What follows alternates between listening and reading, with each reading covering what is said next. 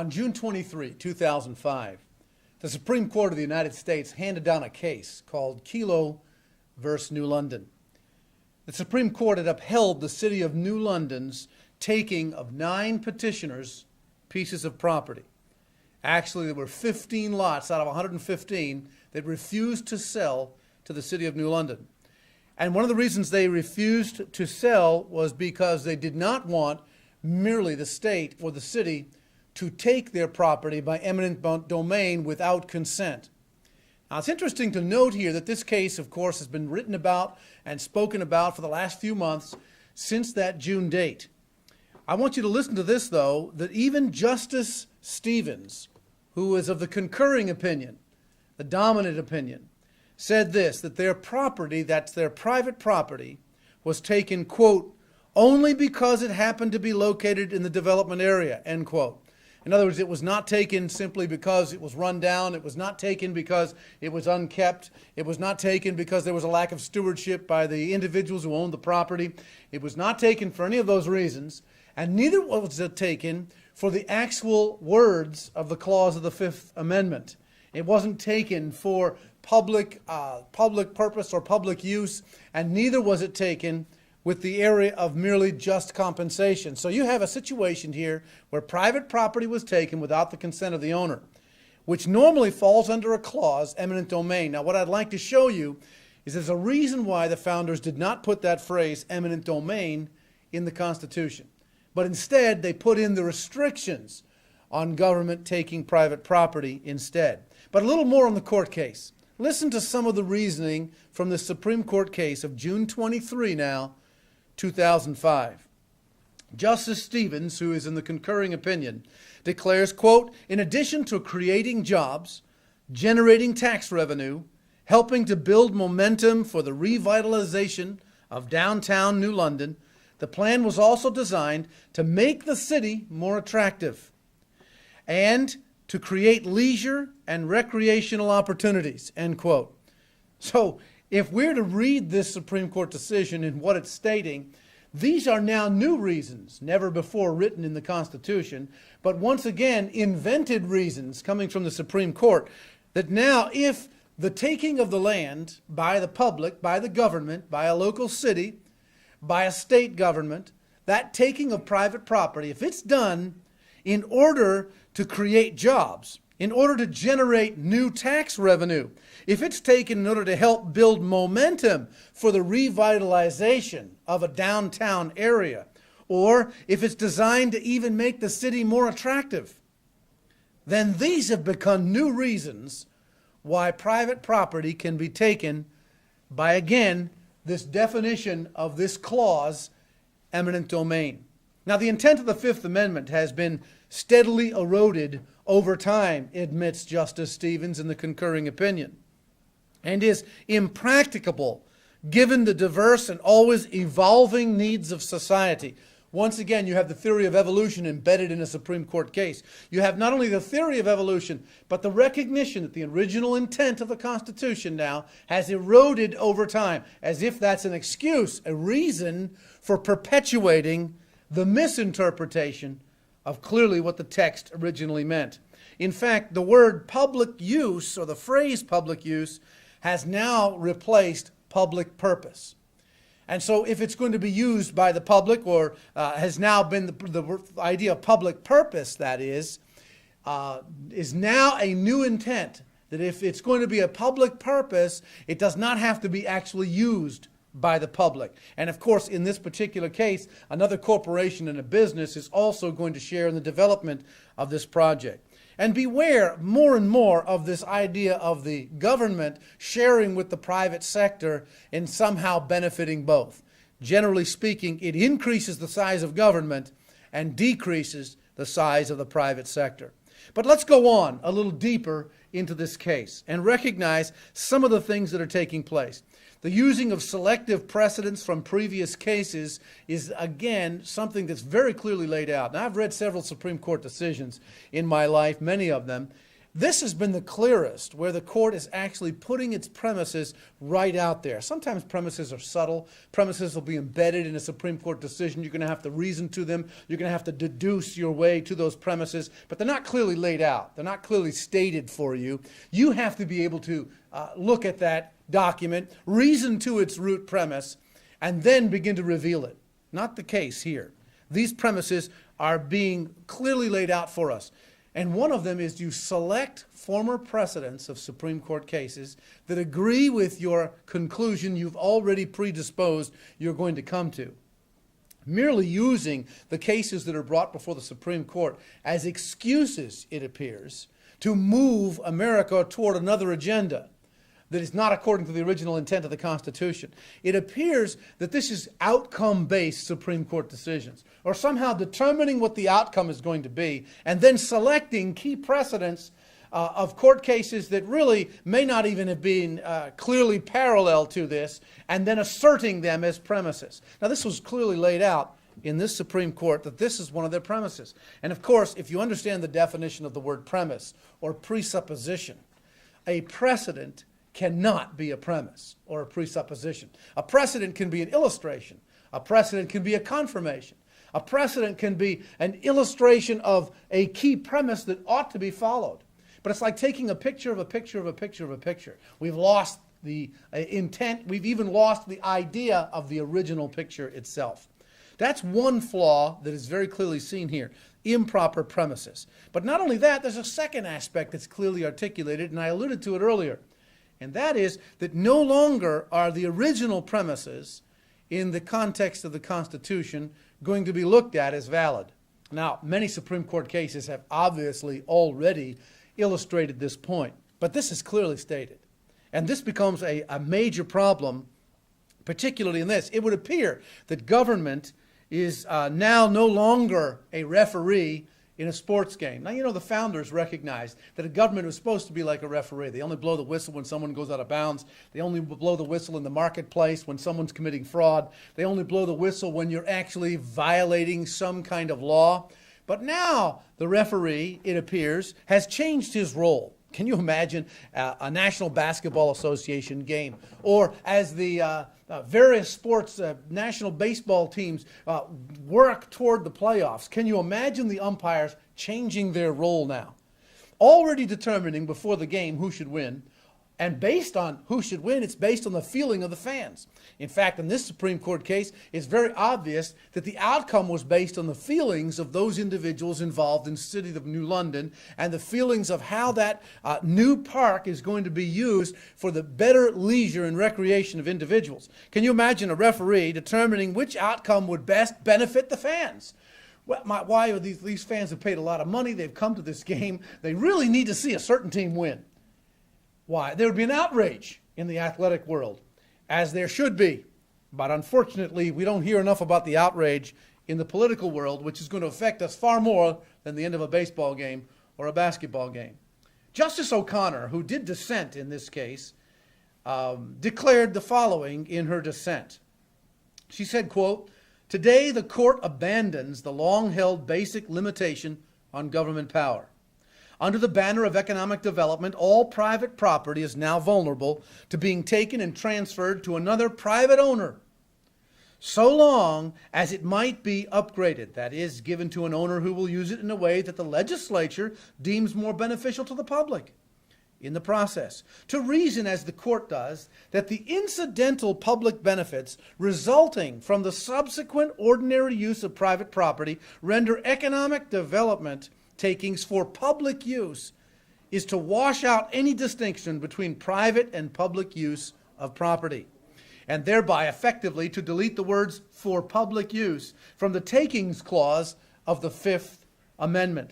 Now, in her, to confirm, Justice O'Connor is quite accurate here in articulating the threefold tradition interpretation of the Fifth Amendment. She actually is looking at this and looking at, how all the amendments have been interpreted by the Supreme Court. But I want you to draw something to Justice O'Connor as well. She said this, that it's removing the limitation on government power.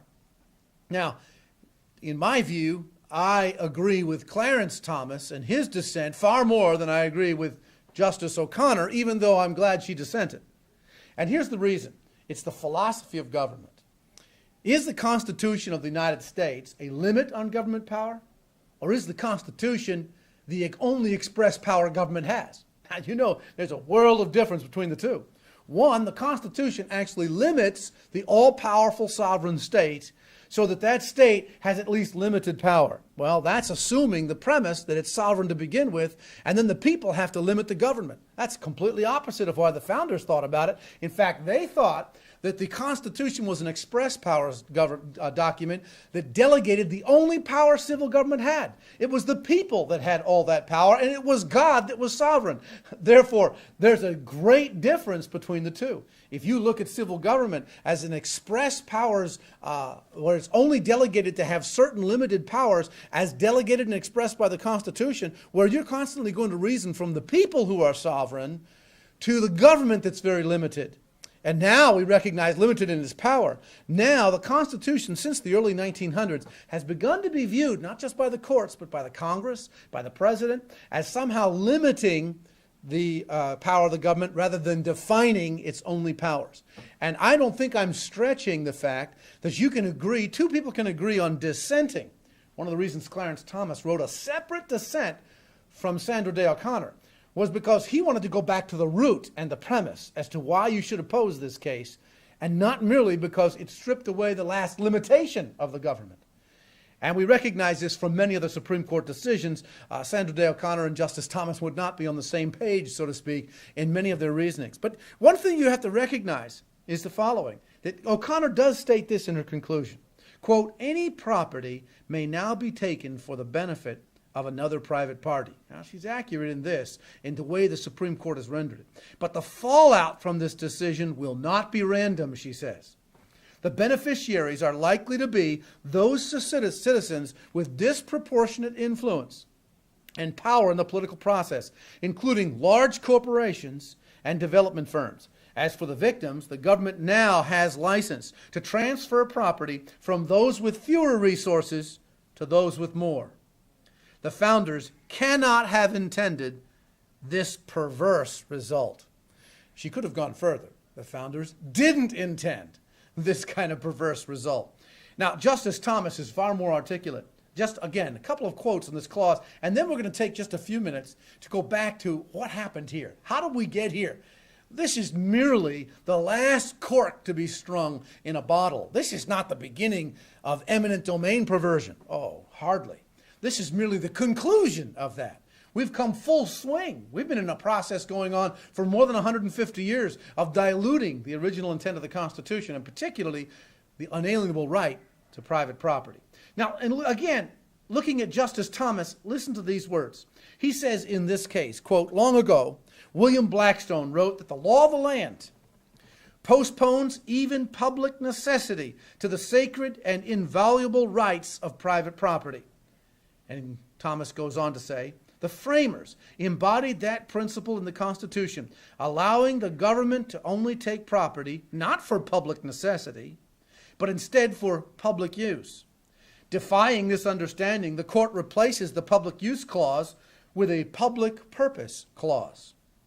Or perhaps, now this is his wording, interesting, the diverse, always evolving needs of society clause, which he inserts, a restriction that is satisfied, the court instructs, so long as the purpose is legitimate and the means not irrational. This differential shift in phraseology enables the court to hold against all common sense that a costly urban renewal project whose stated purpose is a vague promise of new jobs and increased tax revenue, but which is also suspiciously agreeable to the Pfizer Corporation, is for a, quote, public use. Thomas argues from original intent that public use and just compensation were the only areas where government could take land at all. And also, the just compensation, by the way, that Thomas goes into, he accurately portrays this. The founders did not believe it was the role of government to determine what your just compensation was. That was be done privately. In other words, if the government's going to give you land for a taking that is legitimate, which is very limited, as we will see, and very narrow. If the government was going to do that, they would have to give you the compensation that's determined by the private market with no government influence, or it's a violation and a conflict of interest. Now, this is so far from where we are now. In fact, projects right near my house and other projects that you've probably experienced in your daily life or in your own city, it's the government that calls all the shots, makes all the rules, in fact, determines the value of the property. It's not the free market or the private sector that does so. Thus, we've been violating the intent of this clause for a long time. But Thomas also goes on this, and he argues, quote, "The takings clause is a prohibition, not a grant of power. The government may take property only when necessary and proper to the exercise of an expressly enumerated power." Now, Thomas understood that the Constitution was an express powers document, and that the Fifth Amendment was part of the Bill of Rights. The Bill of Rights was actually a Bill of Wrongs. In other words, the Bill of Rights actually told the Congress the specific areas it was to stay out of the jurisdiction of the states. The Bill of Rights is not a grant of power to the Congress. It's a restriction of power on the Congress by the states. Many people don't understand this. Therefore, the very clause for, quote, eminent domain, which, again, that phrase leaves a wide open door and was not used by the founders, and I believe for specific reasons. But that whole idea of taking it for eminent domain, you have to realize that the Bill of Rights itself was to restrict the Congress from this. In fact, this whole decision should have been reversed specifically because of the nature of the Bill of Rights. And Thomas brings this out, and he does it very well. Now, the question we'd have to ask is simply this now. All right, you've listened to a little bit about the case. The case you can get online today. You can read through the whole case. You don't have to take my word for it. But here's the key question. How did we ever get from the original intent of an unalienable right of private property to now clearly stating for all the world to see that we now believe in eminent domain in its fullest meaning, that the government is eminent and it is in control of every domain. And that's the way it's interpreted today.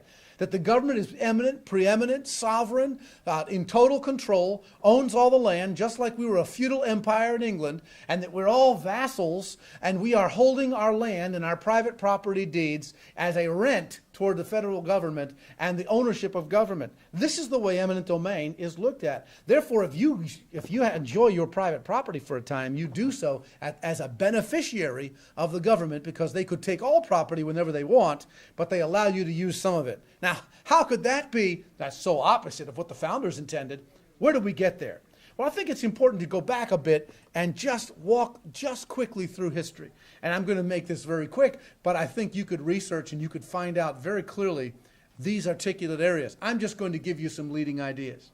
First of all, let's go back to the Roman law and its meaning of confiscation. This is important, just to give you a quick highlight. The Roman law is a pagan notion of government, by the way. It is positive law, which simply means it's permit law, license law. It's law where the civil government gives you permission to do things rather than you giving the civil government permission to act in certain areas. And so its whole premise is very different. But the word confiscate comes from the Latin root confiscare, and it means literally, quote, to consign to the fiscus or the imperial treasury, hence the appropriation under legal authority of private property to the state. And it's actually a synonym of forfeiture. So you see, under Roman law, if we were under Roman government, then there could at any time be a request for you to give up your property to the treasury of the state. And actually that was called confiscation of land. Now, the Magna Carta in 1215 attempted to reverse this Roman law by limiting the government to specific rights that individuals and people had. The only problem, of course, with that is they had not gone back to the root that all key rights are God-given, not government-granted. See, the moment government grants a right, then government can define it, dilute it, take it away whenever it desires to. So you cannot have that understanding. You have to recognize that indeed, if it's given by God, then government automatically is limited.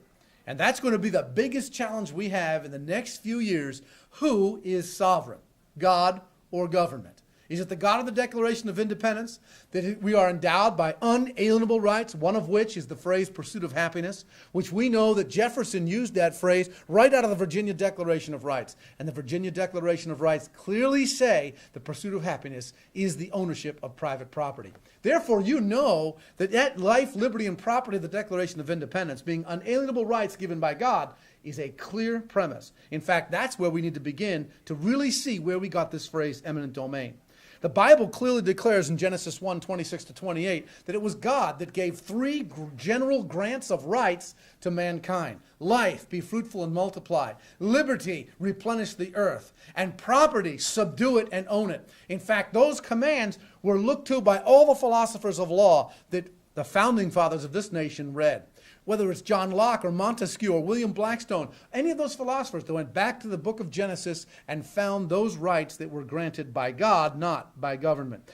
The Bible says in the Ten Commandments in Exodus 20:15 that if thou shalt not steal. Now, thou shalt not steal has no meaning at all if there's no ownership of private property. There'd be no stealing if no one owned anything. In fact, private property is a key cornerstone in the Scriptures.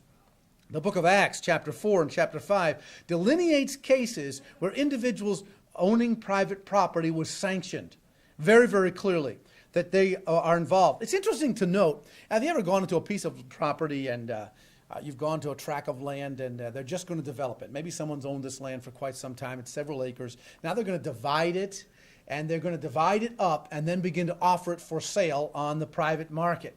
Have you understood? Do you understand that when you go there, there'll be a little tag, it'll go on a tree, and it'll say Lot 1, Lot 2, Lot 3. In fact, they're called house lots. Well, it's very interesting because the word lot, L-O-T, comes directly out of the Bible. It comes directly out of the original case laws in the Old Testament. In fact, when you would cast lots, you would actually cast lots for something. Now, some of them mean it may be some sticks that you throw down or something else and how they turn up. But this is no lottery we're talking about. This is no aspect of a lottery in the sense of chance. This was an idea that the actual boundaries for the tribes of Israel, the actual boundaries in the Old Testament were allotted. That word allotted means that you were able to have a lot, a private area that you were a steward over.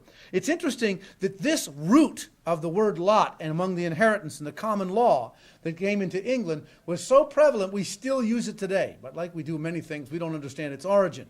That lot meant a private property. Now, John Locke said, "'Tis not without reason that he seeks out and willing to join in society who are already united and have a mind to unite for the preservation of their lives, liberties, and estates, which I call by the general name property." John Locke recognized the whole purpose of civil government was to protect, not provide, but protect your property. William Blackstone said, quote, "There is nothing which so generally strikes the imagination, engages the affections of mankind, as the right of private property, or that sole and despotic dominion, which one man claims and exercises over the external things of the world in total exclusion of the right of any other individual in the universe." Wow, that's private property. James Kent, which is America's Blackstone, in his law books, he writes this, quote, "The sense of property is inherent in the human breast. Man was fitted and intended by the author of his being, God, for society and government and for the acquisition and enjoyment of property." In fact, this is interesting because you recognize that property was such a cornerstone as to the basis that defined the role of civil government. To remove this cornerstone is now removing the last vestige, it would appear, of any kind of limitation to what government could take, government could own, and government could claim. In fact, this is probably one of the most alarming Supreme Court cases. Now, there have been many alarming ones, believe me, especially over the last 50 to 100 years. But this definitely strikes at one of the heart. Now, one other aspect of private property we need to recognize, and many people are unaware of this. There are two kinds of philosophy of private property rights. One is called allodial private property rights, the other called feudal property rights. Now, it's important to know the distinction between these two and even the roots of their names. Because the word allodial comes from the root word allod, and it means all property or total ownership. In fact, allodial means you totally own a piece of property. There is no lien on it, and you owe nothing to anyone. So if you did nothing with that property, but merely live on it, and put it as an inheritance to your children and your children's children, it would go on in your family line in perpetuity, and no one could claim anything to that property. There would be no liens. There would be nothing on that property. Now, most people say today, well, that's like my private property deed I have on my piece of property. Well, just don't pay your property taxes and find out who owns it. You'll find out very soon that in essence you're paying rent to the government that owns that property, and if you don't pay your rent, you're kicked off the property that was supposedly yours. That's not allodial private property ownership. That's actually feudal ownership. In fact, what is the word? This word allodium, if we actually define the word allodial from Webster's 1828 dictionary, which defined words like our founders used them, allodial was defined as this: pertaining to allodium, freehold, free of rent or service, held independent of a lord paramount. It's opposed to feudal. So the opposite of the word allodial is the word feudal. Well, then what does feudal mean? Well, allodium is a freehold estate, land in the absolute property of the owner, as we've seen, and it is thus opposed to feud. In England, now this is what Webster says, in England there is no allodial land. This is interesting. All land being held by the king. But in the United States, most lands are allodial. This is interesting. This is 1828. Noah Webster is writing and saying most lands in America are allodial, but there's nothing left like allodial in England. Well, what does this mean? Well, let's get to that, understanding the following: that the biblical Celtic Saxon heritage of England made land allodial. But in 1066, when William the Conqueror came in to this area and came into England, and when he came in, he transferred as much as possible that kind of land into the property of the king. And the land that the king owned, that land was called feudal. Why? Because the king was sovereign, and then vassals would be able to use that as long as they were in pleasing to the king. Monarchs, feudal lords steadily abolished allodial lands and turned everything after the Norman conquest as much as possible to feudal land. Well, the word feudal comes from the word fee, conditional ownership, like a rent. The owner, quote, is only a vassal, not a lord. A feud means a fee, the right to lands and hereditaments held in trust or on the terms of performing certain conditions. The right which a vassal or tenant has to the lands or other immovable thing of his lord, to use the same and take the profits thereof hereditarily, rendering to his superior such duties and services as belong to military tenure, the property of the soil always remaining in the lord or superior. What a difference. Feudal lands, then, pertain to feuds, fiefs, fees, feudal rents, services, and tenures. You only own something as long as you're pleasing the ultimate owner. Now, that is a tremendous difference. Now, you might say to me, this is crazy. Never even heard of the word allodial. You can look it up in Webster's 1828 dictionary. It's well used into the 1800s. In fact, you can find it used into the 1850s and 60s. After the time of the Civil War, it's almost cleaned out of our vocabulary, it would seem, in the public sector. But you recognize that American private property rights were in allodial land titles. For instance, I want to give you a couple of key quotes here from key individuals. One is George Bancroft. He was a historian of the early 1800s. This is what he had to say. Every incident of feudal tenure that would have been a restraint on the possession and transmission of real estate was utterly forbidden. That's in the United States now. All lands and heritages were declared free and alienable, so that the land of a child under age or an idiot might, with the consent of a general court, be conveyed away. The charter had indeed reserved to the king, by way of rent, 1/5 of the gold and silver that might be mine. But this was a mere theoretical feud, resolving itself into fealty alone. In Massachusetts, all the land was allodial. In fact, all persons of the age of 21 years, even the excommunicate or condemned, had full power to alienate their lands and estates. That means to sell them, to make their wills and testaments. Children inherited equally as co-partners the property of intestate parents, whether a real or personal, except to the firstborn son, where there was a double portion was assigned, unless the general court should judge otherwise. And that was, of course, by biblical law. The firstborn son got a double portion of the inheritance because it was his responsibility to take care of his parents when they grew old. But you recognize also here that you find here very key, clear allodial land ownership in America as assumed, rejecting the feudal concept of England. Thomas Jefferson, when he's writing instructions now to the Continental Congress in 1774, and he says this: that we shall at this time also take notice of an error in the nature of our land holdings, which crept in at a very early period of our settlement.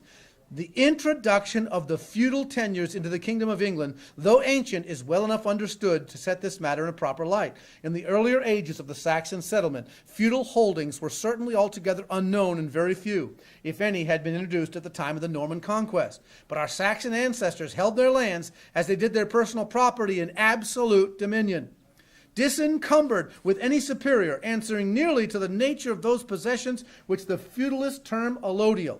William the Norman first introduced that system generally. The lands which had belonged to those who fell in the Battle of Hastings and in the subsequent insurrection of his reign formed a considerable proportion of the lands of the whole kingdom.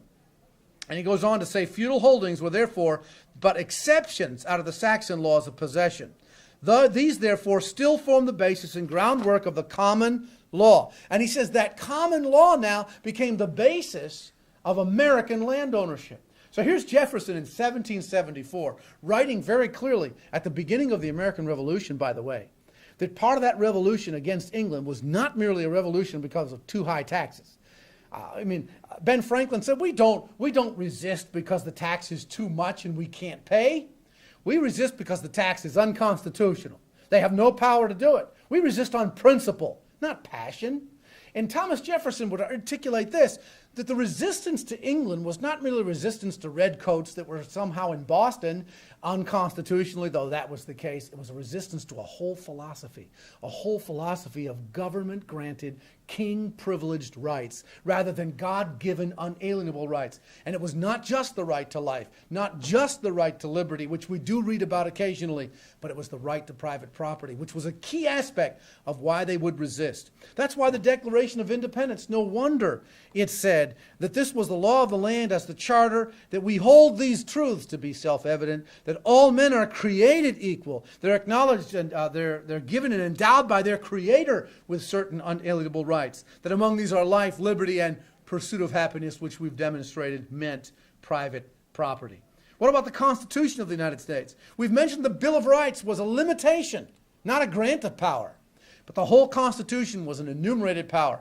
In order to make sure the Bill of Rights was never misinterpreted, we have the 9th and 10th Amendment, which tells very clearly, don't ever think by the Bill of Rights that power goes from the federal government down to the states. Always remember, anything not named automatically is reserved to the people and to the states. Oh, those are the most ignored amendments in the Bill of Rights, and that's the only reason the Bill of Rights got ratified, because no one wanted the philosophy to be reversed. And yet it's reversed on a regular basis today. First articulated clearly the reversal of this power in the 14th Amendment. But we recognize, to move on and bring this to a conclusion, let's keep in mind that land now, key unalienable rights to private property were allodial. Government-granted property was feudal. That meant the king owned it, the government owned it, the government was sovereign. And then, clearly, articulately, the founders in their time period, whether it's Noah Webster, whether it's Thomas Jefferson, whether it's other individual historians who use primary source documents like George Bancroft and others, those clearly recognized that the American land was allodial, not feudal. This has everything to do with, you would not have a Supreme Court decision taking land from private property owners, violating the very limitations of government in doing so. If the land was considered allodial, that would be impossible. You couldn't do that. You could produce your allodial deed. I'm free of rent and clear. I don't have to give to anyone. I don't have to sell to anyone. But you see, you recognize we've come a long way, because the actual assumption, the actual premise is dealing with this private property. Notice the Supreme Court case of Leslie versus Dorrance in 1795. Notice the articulation of the private property right in this Supreme Court decision, a couple hundred years prior to the one that we're dealing with now. It says the following: the proprietor stands afar off. In other words, the idea, if we get into a misinterpretation of the takings clause, which was what the context of this is what will happen. The proprietor, property owner, stands afar off, a solitary, unprotected member of the community, is stripped of his property without his consent, without a hearing, without notice. The values of the property are judged upon without his participation, or the intervention of a jury, and the equivalent thereof in lands ascertained in the same way. If this be the legislation of a Republican government. In other words, the Supreme Court is adding, look, if we ever get to the day when private property is taken like that, this is what they say. If this is a Republican government in which the preservation of property is made sacred by the Constitution, I ask, wherein does it differ from the mandate of an Asiatic prince? Omnipotence in legislation is despotism, said the Supreme Court of 1795. According to this doctrine, we have nothing that we can call our own, the doctrine of eminent domain, which they were rejecting, or are sure of. For a moment, we are all tenants at will, and hold our landed property at the mere pleasure of the legislature. Wretched situation, precarious tenure, they go on, and yet we boast of property and its security, laws, courts, constitutions, and call ourselves free. In short, gentlemen, the confirming act is void. It never had constitutional existence. It's a dead letter of no more virtue or avail than if it never had been. And that's how they struck down an attempt to take private property in 1795. And the Supreme Court waxed eloquent, warning people, if America should ever come, man, what would they say about this Supreme Court decision? Wow, their highest and worst fears had been realized. Let's look at the phrase eminent domain real quickly. The word eminent means high, lofty, as in an eminent place, exalted in rank, dignified, distinguished, high in public estimation, conspicuous. Domain means dominion, empire, territory. You see, the actual phrase eminent domain puts sovereignty in government. R.J. Rushdoony wrote eloquently about this and recognized and said this about eminent domain, quote, "The doctrine of eminent domain is a basic but unexamined concept of civilization, an idea assumed without question by most people as a necessary evil. A simple definition is in order by way of introduction." And he talks about even the second edition of Merriam-Webster Dictionary looked at eminent domain as law, the superior dominion of the sovereign power over all the property within a state. Wow. That is a definition that we want to avoid. That's why the founders didn't use that phrase. In fact, we could look at this and say, well, whatever happened to this kind of concept? Well, you see, after the Civil War, these two theories of feudal land and allodial land were in constant battle over and over again. Occasionally, you'll hear a president that starts to articulate their philosophy. And one of the key presidents that articulated a proper philosophy after the Civil War was Grover Cleveland. And Grover Cleveland, when he vetoed a bill to grant eminent domain to the taking of Indian lands in Montana in 1886, here was a takings case, and Grover Cleveland vetoed the bill to take the land, and this is what he said: "If the United States exercises its right of eminent domain over Indian territories for the general welfare of the whole country, it should be done cautiously with due regard for the interests of the Indians, and to no greater extent than the exigencies of the public service require." Or in other words, he's saying this: if we have to take lands, we cannot take it in the full intent of eminent domain, or we'd be taking all their lands.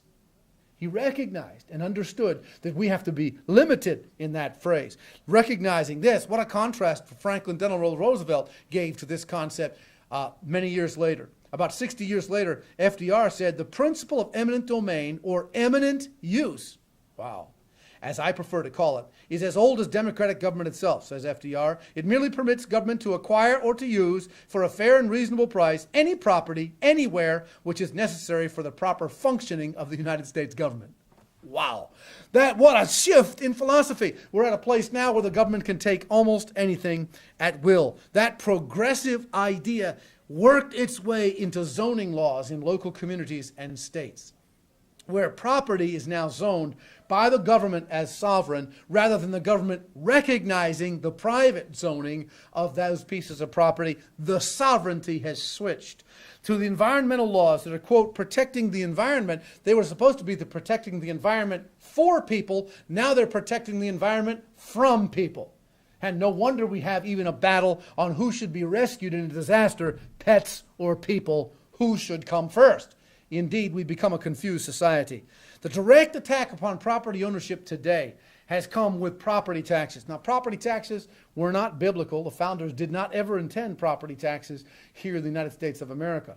Because of that, property taxes itself have become the rent that we owe to the government. Therefore, there's no true ownership of private property because we've seceded. We've given away that. Income taxes. There's another aspect of the 16th Amendment to the United States Constitution. That amendment needs to be re-examined based on original intent, because once again, not only does it violate the Bill of Rights in the area of privacy, but it also violates, when you tax property like that and tax its value, you're going to have someone subjectively taxing that value. And once again, your property is not totally yours. The eminent domain assumptions that have now become so popular in Supreme Court decisions, in local planning board, zoning board ideas, why individuals that get on those zoning boards and other things think themselves almost all-powerful. Now, what is the answer? The answer to all of this is to first make sure you know the original intent of the United States Constitution. Make sure you do your homework so you're not going to be able to take your history from the newspaper or the movies, which are completely perverted in how history has really taken place. Second, you need to educate your children. Don't think someone else is going to educate them in these facts and these principles. You need to educate them. And third, you need to educate your neighbors. You need to talk to as many people as possible, because the more people that understand the true origin of private property as an unalienable right, the more those people can influence their legislatures, influence the people they elect to public office, and we can begin to see slowly but surely from the bottom up and the inside out by voluntary consent, more and more individuals realize indeed what it meant for our Creator to endow to every citizen the right of private property, which is the pursuit of happiness as they see fit. May God grant you that wisdom, may God give you that tenacity, and may God help you restore this nation.